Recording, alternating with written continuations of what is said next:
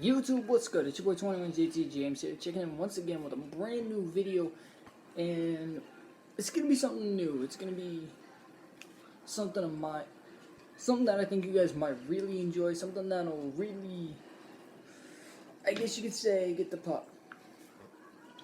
I guess you could say get the pot get the pot stirring. Now, what this is, it's pretty much a sports podcast, a sports broadcast. Now, I'm not going to be doing this solo. In the past, I've done these solo. This time, I'm going to be doing it with different people. I tried to get 6 Rings on here. Unfortunately, he has something pop up. All good. But hope everything goes well for him. But yeah, whether it's just me and 6 Rings, whoever it may be, I'm going to look to get them up here, or up and on this channel, and we're going to have like a little discussion. Today, it's just me. And the first thing, honestly, guys, the first thing that I figured I'd talk about, and it's no surprise, guys, as what I would be talking about. It's, obviously, guys, a couple nights ago, we got the NBA Finals matchup, and it's been a repeat. Let's be realistic. It's been a repeat these past, 3 years? Cavs, Warriors, and I figured the first thing that we could do, or the first thing I could do for a stream, is what teams are contenders, but just need a couple moves this offseason to become free agents, or not free agents, to become, contenders, to actually beat the Warriors, beat the Cavs, because after all, there is a saying going around on saying the East is weak. Obviously, I think the Spurs might have had a shot to beat them had Tony Parker been healthy, had Kawhi Leonard also had been healthy, but honestly, I think that the Spurs are not the only team that could possibly, take out the Warriors. And I really do believe that there are a couple moves that could be made this offseason, and by a couple of teams that could actually where they could beat the Warriors, and they could also beat the Cavs in that sense. Now, one team that obviously comes to mind is going to be, hands down, the Celtics. Now, obviously, how can I put this, guys? The team, it has a team. They have a very good team. They really do. Al Horford spreads the floor like no other big man in the league. And he's getting paid pretty heavily, in my opinion. And he's got, I believe it says, 4 years left in his deal, so he'll be a free agent 2020. Jay Crowder, an amazing small forward, but honestly, he is definitely one of the guys in the league that I don't necessarily see him, I guess you could say, being that booms factor, I guess, if that's the way you want to put it. Avery Bradley as shooting guard, guys, I love Avery Bradley. I really do. I really think he is, he really is a difference maker, right? Avery Bradley. And then you got the leader of the pack, I guess you could say, Isaiah Thomas. He's going to be a free agent in 2018. And then you got Amir Johnson at the power forward. Now, the problem really with the team is that they don't really have how can I put it? They don't really have a power forward if you think about it. Yes, Amir Johnson is good, but he's not, wow. You know what I'm saying? He's not that. And you look at the average salaries. And you look at some of the big stars, like I pointed out. Avery Bradley, Jay Crowder, Isaiah Thomas. Each of them. Isaiah Thomas, the star that he is he's making his average salary is 6.75 mil. Well, Jay Crowder, he's making 7 mil. Avery Bradley, he's making 8 mil. And that's pretty nice in my opinion. That really is. Al Horford making 28 mil. Well, close to 29 actually. And Amir Johnson, he's making 12 mil. Now obviously, folks, the 500-pound elephant in the room is that, is that Boston has the number 1 pick, as well as the Lakers. Now the question is, who should Boston take? A lot of people are saying they're going to go ahead, they're going to take take Markelle Fultz, they're also going to see that that pick might get traded. Now, a lot of mock drafts actually do have Markelle Fultz going number 1 and Lonzo Ball going number 2. Do I believe it? Honestly, yes, I believe it, but at the same time, I think Boston will probably trade that pick. And I really do think that that the Celtics could probably use that number 1 overall pick and get a very good power forward out of it. Because there are a lot of teams that could actually use a point guard. Now, the other team that I'm going to talk about that I really do think could use a point guard, or honestly, it's not really a lot of teams. Like, the Suns, they don't need a point guard. But they're projected to get De'Aaron Fox. Now, who could use a point guard? Honestly, that also has a very good power forward that they could possibly get. And that's where it becomes tough. I mean, maybe Boston trades that pick with, and this is a long shot, maybe Boston makes a trade with a rival. Maybe they trade number 1 to Portland and they pick up Serge Ibaka. And that would really be interesting to see for that team. Now, it also wouldn't be surprised if Boston actually decides to trade that pick and get a future pick and also get a star, or for the now. But you actually also turn around and you look at the free agency class coming up and you look at the players who also have a player option.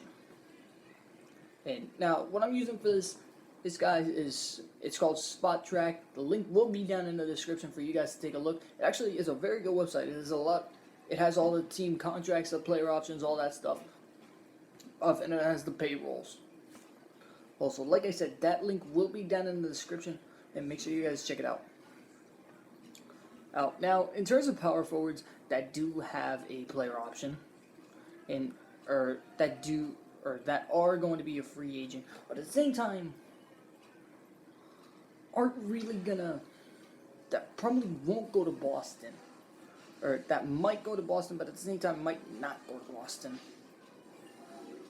And as I'm actually also trying to work out the options here, because obviously Blake Griffin is going to be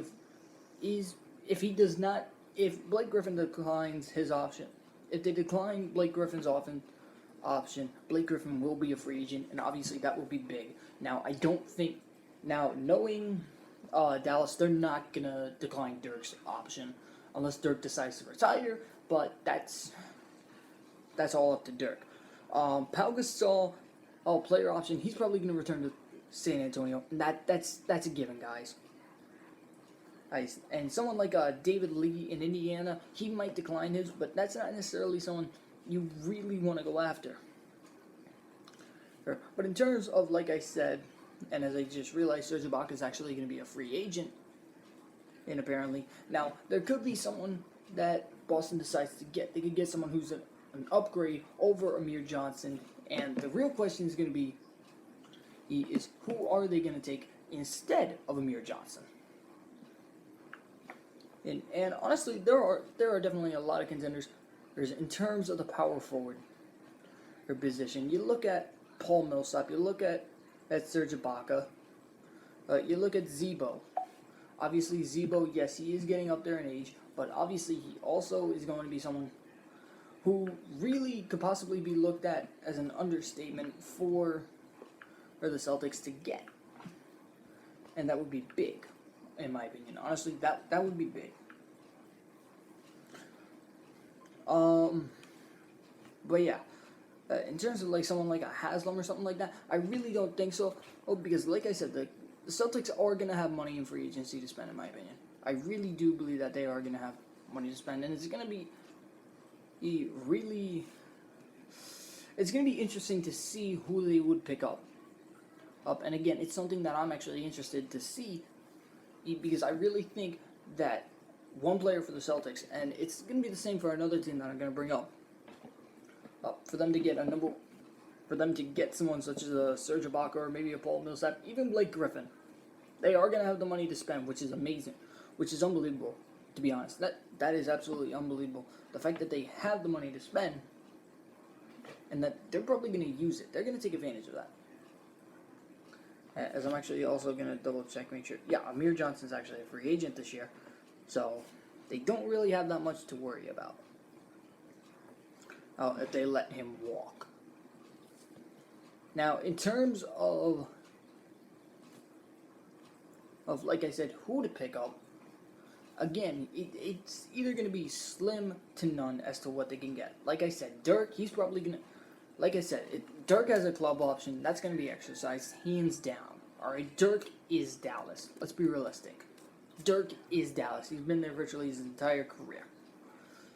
Pau Gasol, he's going back to San Antonio. It's a player option, and Pau's going to go back because, honestly, San Antonio, hands down, they're always a contender. That's what I like about San Antonio. They're always a contender. Now, who else? Now, the question is, who else could be an option? That's where the free agents, like I said, they come into play. Paul Millsap, Serge Ibaka. Do they try and maybe get Amir Johnson for a cheaper deal? Maybe, but I wouldn't really count on Amir Johnson as your, how you could say, as your number one guy. If you rely on him as your number one guy, alright, then who's going to be your backup? Alright, and let's actually, we'll actually look at the power forward position for Boston, and it will probably be Jonas Jerebko. It'll be Jerebko, and he definitely does, and he does have a player option. And I believe, is it a player option? It does not say. Apparently he's just going to be a plain free agent. Yeah, but there is bird rights on him, so that's obviously good.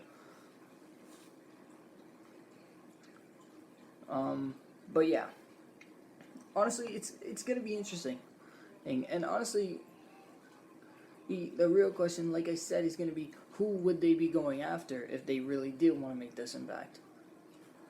Right, and honestly, I could see them going after someone such as a Paul Millsap, but honestly, I don't think that even if they did offer Paul Millsap a deal, that he would actually sign with Boston. So that's why I think Serge Ibaka will probably be the best fit for the Celtics, to be honest. And that's, like I said, where it's going to come into big play. Now, another team that I want to talk about, and honestly, I think this is going to be a team that honestly, they have the talent. They really do. But again, it's just those one or two moves this offseason that's going to go ahead and get them into the playoffs and actually make them scary contenders, to be honest. And I mean very scary. And if you don't know who I'm talking about, they were 31-51 this year. And they were unbelievable, guys. They really were. They were actually, to me, I believe they underperformed. That's just me. Yeah, I really do believe that they underperform, but they definitely do have the talent. And it is the Minnesota Timberwolves. Now, what I mean by they have the talent is they have Chris Dunn and at 2 guard. They got Zach LaVine, who's injured. You got Brandon Rush. But the other thing you got to keep in mind is the point guard, her position is probably going to be Ricky Rubio. You got to remember that. Rubio's probably going to start at point guard. LaVine's going to probably start, if I'm correct. LaVine should be starting at shooting guard. Wiggins, you guys remember Wiggins, right? The guy that the Cavs traded to the Timberwolves for Kevin Love. I bet you nobody expected Andrew Wiggins to be this much of a beast. You got Gorgie Dang at the power forward position, and then you also got, who else? Karl Anthony Towns roaming the middle. Now, back to what I was saying about, teams that could potentially get at what they need. Now, the Timberwolves, believe me, they have the perfect team. But I honestly think that the one thing that they could probably do is set it up perfectly. And what I mean by set it up perfectly is they could get someone such as a Blake Griffin if they wanted to. Because again, the Celtics and the Timberwolves, they have money to spend, which is good. But obviously, they're not going to need a center. They're obviously not going to need a center. They don't necessarily need a guard in terms of a shooting guard, I guess you could say. Which is okay because there's really, besides Dwayne Wade, who's probably going to be who's either A, going to decline his player option and look for a max deal, or go to Cleveland. Or they're going to go ahead and leave it as is and just keep LaVine at the shooting guard position. And I really do believe that's the smart move, is keep LaVine. Why keep LaVine? Because LaVine is on a young team. The same thing with Wiggins and Towns. That is a young team, and it's a very good young team. And it's an underrated young team. And the thing is, I really don't think they need Gorgie Dang at the power forward position, and that's why I said I don't think Boston would sign Paul Millsap. I really think that Paul Millsap would possibly, and again, this is a big possibility, I really think that possibly Paul Millsap might go to the Timberwolves. However, I wouldn't be surprised if the Timberwolves actually try and make a push for Blake Griffin, but I really don't. But honestly, my one buddy actually brought it up to me. Hey, my buddy Dan, he brought it up. He said that I don't really think Blake would be a really good fit. Personally, I think that Blake Griffin, and yes, he's been injured a lot, but I don't really think that Blake would be the right fit. Myself, because I honestly think, I do believe that Blake is going to go back to Los Angeles. I really do. Ooh, and honestly, if if the Clippers can only bring back one, I really think they're going to bring back Paul. And Griffin will be a free agent, but I don't think that he's going to be pursued as much as everybody thinks. Now, I brought up Gordon Hayward. I did. I know I did. I brought up Ricky Rubio. And I don't think Rubio is going to be, how can I put it? I don't think Rubio is really a starter anymore. I really don't. I don't think he's a starter. And that's scary. He's not a starter. Now obviously, if the Timberwolves go ahead and they sign Millsap, say they sign him to a max deal, well, that's good. Because they don't need to spend that much money to look for a great point guard. In my opinion, I think one guy who's not going to be asking for a lot this offseason, and who would actually be a perfect fit for Minnesota, and believe me, if Derrick Rose asks for a max deal, he's drunk off his ass. But no, Phil Jackson. Sorry, Matt. Sorry, Six. It just sounds like something Phil Jackson would do. He would sign Derrick Rose to a max deal. Now, I know Jrue Holiday's not going to be there. I really do. I know he's going back to New Orleans. Or I can almost guarantee, because that front court of Davis and Cousins, that's going to be filthy, guys. Let's be realistic. That right there, that's going to be filthy. You want to talk about two big men? And yeah, that started right there. And that's going to be another team that I'm actually going to bring up. But no, the one guy that I'm actually thinking that would be probably a perfect fit in Minnesota to probably start and move Rubio to the sixth man, that's going to be George Hill. Oh. Now, I know what y'all saying. George Hill, he's not lights out. That's exactly what it is, though. He's not lights out, but he is.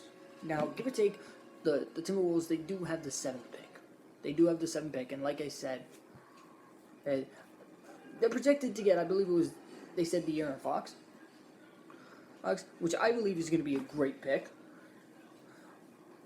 Look, I believe it. I really do. I believe it will be a great pick for them. Or no, Dennis Smith. I'm sorry. They're saying that Dennis Smith is going to go to Minnesota. Now, I believe that would be a great pickup, but if they can probably pick up, but say Orlando decides to go ahead and take Dennis Smith and Jonathan Isaac falls to them, that would not be a bad idea in and amongst itself. Well, why would it not be a bad idea to pick Jonathan Isaac? Because he's going to get experience if they go ahead and they do sign that max deal of a free agent. And I honestly do think think that the Timberwolves or the Celtics, if they go ahead and they sign a big name free agent, that it's going to be big. And that they're actually going to be contenders. And like I said, George Hill, well, if they can sign George Hill to the Timberwolves and get that max deal free agent, say they do get Millsap, this would be your starting five. If Millsap signs and George Hill decides to sign, all right, it would be George Hill at the 1, LaVine at the 2, Wiggins 3, Millsap 4, and Towns 5. And then that's big. And I know I'm going to sound like a broken record, but that is big. Because you think about it next year, this is going to be the first year. Another thing you have to think of, this is going to be the first year that Anthony Davis and DeMarcus Cousins get to play together. And that's going to be a mean backcourt, like I said. And New Orleans is not really in the same division. They aren't in the same division, and thankfully, as the Minnesota Timberwolves, but they will meet 3 times. And I honestly believe that Minnesota needs to match as New Orleans. And I'm going to get to New Orleans in a second. Because I believe that's another team that's going to have a big free agency and a big free agency and a big draft. If they didn't trade their pick, did they? They did, didn't they? Yeah, they did. And that's going to be big, considering New Orleans just traded their pick, apparently. But they have a second rounder. I wouldn't rely on that second rounder. Or necessarily, but back to what I was saying, though. Oh, I really do believe that if Minnesota can make those 2 moves, they get George Hill, they get Millsap, or even if they do decide to risk it and go for Blake, that would be a mean front court. They just need someone to pair up with Towns, and they need to get someone. And they don't have to go ahead and trade Rubio and turn around and try and go after Curry, because I'm pretty sure Curry's intent on signing back with the Warriors. Now, the other thing that I'm not mentioning is Kevin Durant. The reason I'm not mentioning Durant is plain and simple. Oh, this is the way I'm looking at it. If he wins the championship, he's going to go ahead, he's going to accept it. If he loses the championship, it's going to be a big ball in the air here to see if he accepts the player option. Because you got to remember, Durant has the player option. You can remember, Curry is also going to be a free agent. So the Warriors have to worry about re-signing Curry and also giving Durant, I guess you could say, what Durant wants.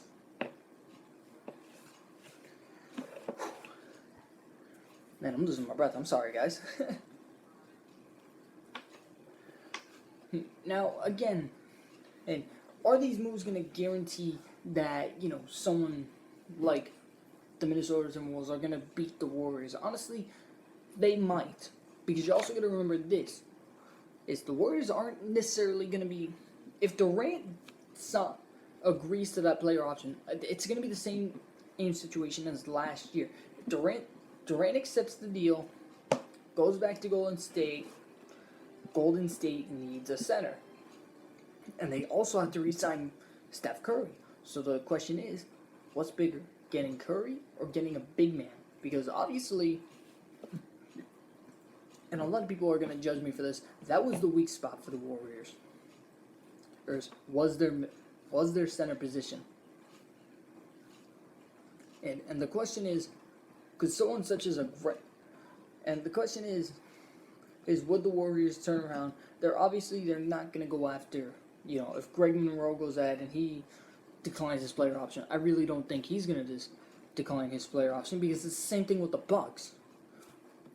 That is a young team that honestly, I don't really think they need to make a move. And I'll go ahead and I'll bring up the Bucks roster. And it's literally, you have a stud in Giannis. I mean, hands down, Giannis is a future MVP, hands down.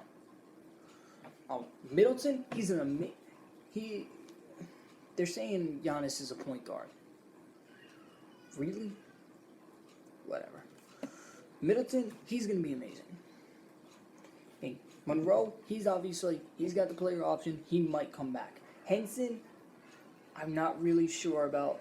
Oh, but it's gonna be Jabari Parker who probably starts next season. And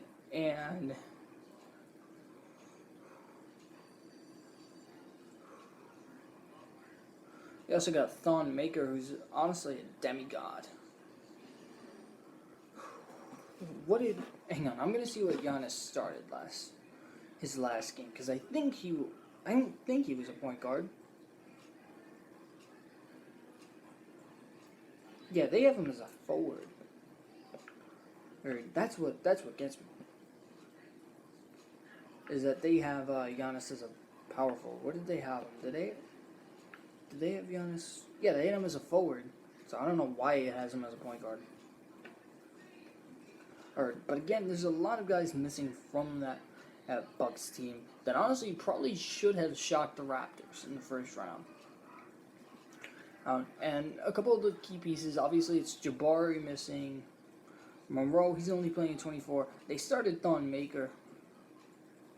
But I think Greg Monroe probably should be at that starting spot. And it's going to be a case of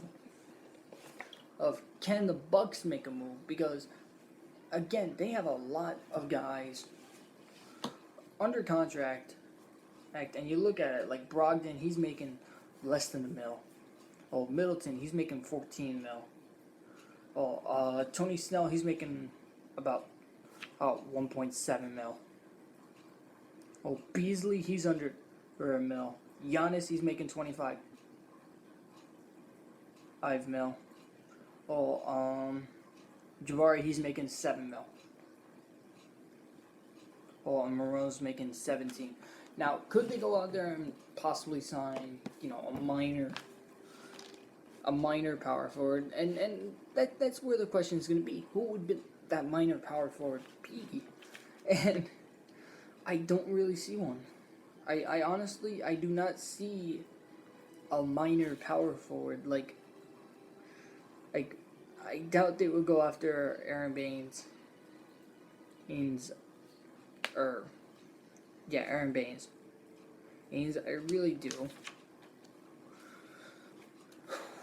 My bad, guys. I'm also losing my voice. Please hang on one sec. McDonald's ain't sponsoring this. I wish they were.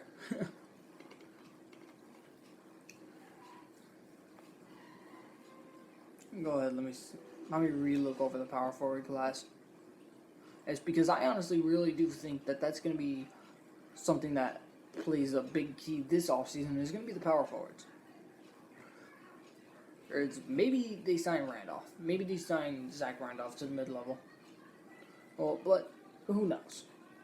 Who really knows? Honestly, the teams that I really think that could probably prevent the Cavs from making it to the finals in the Eastern Conference, and it's going to take a couple more. It's going to take a couple moves to make it happen. And it hands down, first team, it's the Bucks. Bucks and Celtics. They got to get either a power forward, or they got to get at a guard or two. Ooh, and they have to stay healthy. That's the other thing. They have to stay healthy. Toronto, they need to get back Lowry. And again, getting back Lowry, that's going to be big. And if they can sign back Serge, that's going to be great. But at the same time, they kind of need to get it. At the same time, they're going to be competing with a lot of guys. Chicago, I don't really think they're going to bring back Dwayne Wade. And Indiana, they got George Turner.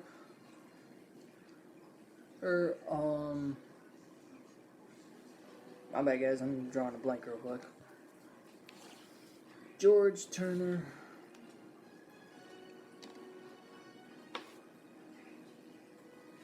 Teague, I think it is.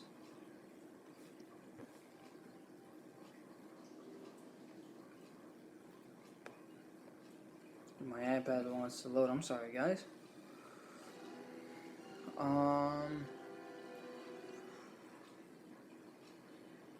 Yeah, Jeff Teague. They gotta bring him back, and they need to get a shooting guard. But again, not really that heavy of a shooting guard class. As I mean, maybe Justin Holiday, maybe Kentavious Caldwell-Pope, but he's restricted. I mean, maybe that's somebody that they look at in free agency, or not free agency, in the draft. I mean, where are the Pacers picking? Pacers, Indiana is picking 18th, and they're projected to get Luke Kennard out of Duke. And I think that would actually be a perfect fit for that team, and I really do. But yeah, San Antonio, they just got to stay healthy. Minnesota, I really do believe that if they can sign someone such as a Millsap and then go ahead and get a George Hill, I think that's going to be big for them. And then New Orleans, like I said, they need to get back like Drew Holiday. And then they also have to turn around and they have to get back and they have to make sure that Davis and Cousins are going to be on the same page, which obviously that's not going to be an issue, because I really do think that the chemistry between Davis and Cousins, it's going to be big. It's going to be good. But, and yeah, that's all I can really, that's pretty much the only teams that I really think that could probably give the Warriors a run. Like, I mean, Houston, and obviously they have to sign maybe a couple more people. Obviously, they had a very good year this year with Harden literally carrying that team. But obviously, Harden's just one man. And Clippers, I doubt they're going to get back Blake. Like, I really do. And that's saying a lot. Because they're not going to get rid of DeAndre Jordan yet. At Jazz, the only thing I can really suggest for them is sign Gordon Hayward to a max deal. Well, they need to pay that man, really. Memphis, I can't really say much. Portland, they need to sign a couple of guys. But really, I think that if someone such as a Minnesota or a Boston, they can sign that power forward that they need, and I really do believe that that the power forward position is going to be looked at by a lot of those contending teams. I think they can be contenders. Like I said, 3 moves that I think need to happen. I think Paul Millsap, I think he needs to go to Minnesota, and George Hill also needs to sign there. If Minnesota would sign him, and then Isaiah Thomas the Boston Celtics go ahead and they sign someone, maybe like a Serge Ibaka, someone to pair up with Al Horford, and also give you that defensive protection. But again, those are just my opinions, guys. Let me know what you think down in the comments. Thank you guys so much for tuning in. Like I said, I'm gonna try and get someone such as a Six Rings of Steel in here. It's not always gonna be me doing this by myself. It's gonna be me and a couple others. It's gonna be like a little podcast. It's gonna be like, something like that. All right. But thank you guys so much for tuning in. And I hope you guys have a great rest of the day, or rest of the night, whenever you're watching this. And guys, make sure you hit that subscribe button. There will be more of this. And guys, I will talk to you guys later. Take it easy.